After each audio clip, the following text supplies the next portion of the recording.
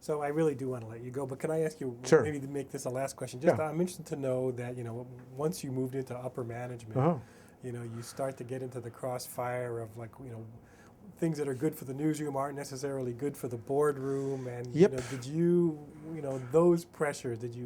Were there any real pressures exerted on you that Certainly. resulted in ethics problems for the paper?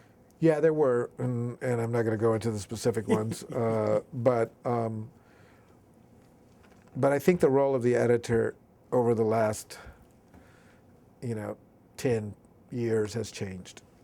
When I became editor, and the editors who trained me, Gregory Fobb, I think the role was more of a journalist's role, protecting the newsroom, being the watchdog for the community.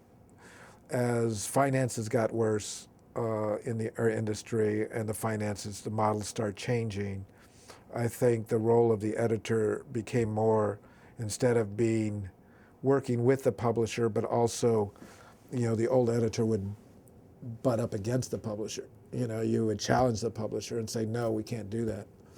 What happened, I think, and what has happened, is the editors now have become, in many cases, not in all cases, but in many cases, become an extension of the publisher. And so what's good for the business sometimes takes precedence over what's good editorially, or what's good maybe even ethically.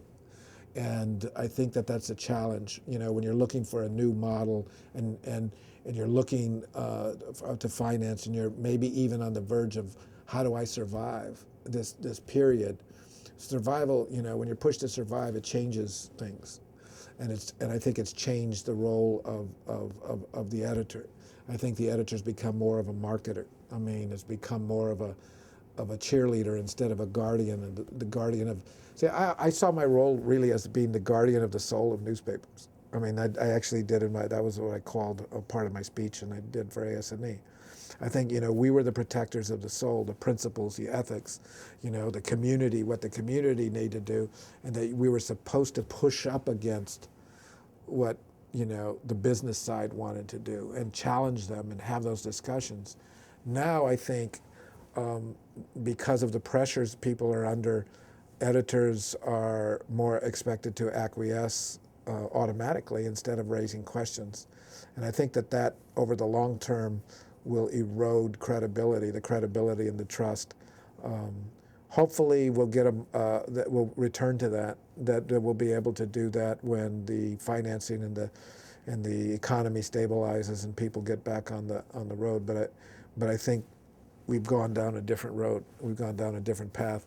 Could great editors of the past, now, who were, old curmudgeons who ended up, fighting back against publishers and say, I'm not going to do that, could they exist today? In some organizations, yes, certainly, but in others, that's not the model. So should we be optimistic or pessimistic about the future of ethical journalism? I'm always optimistic, and just because, and what's giving me optimism right now is the students I work with. I mean, they're great students. I mean, granted, I get the cream of the crop. I get grad students and seniors that are really committed to journalism, but I am blown away at how principled they are, how they understand what the legacy of ethical journalism is, and that what they need to do to preserve that. It's made, when I first went over, I said, I'm going to go take a couple of years, go teach, and I'm going to go back into the trenches. I'm not sure I want to anymore. I mean, it's, here we're building the future. We're establishing the future at journalism schools like Penn State and Arizona State and other great journalism schools across the country. And we have the ability to pass on what is good about journalism, or what has been good about journalism. And these students have the ability to translate it and to deliver the news in different ways that we never even dreamed of. So that makes me optimistic.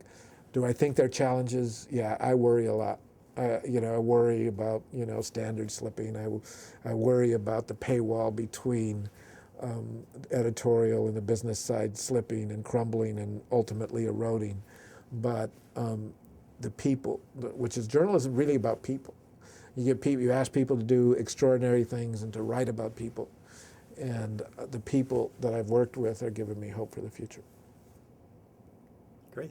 Good? Thank you.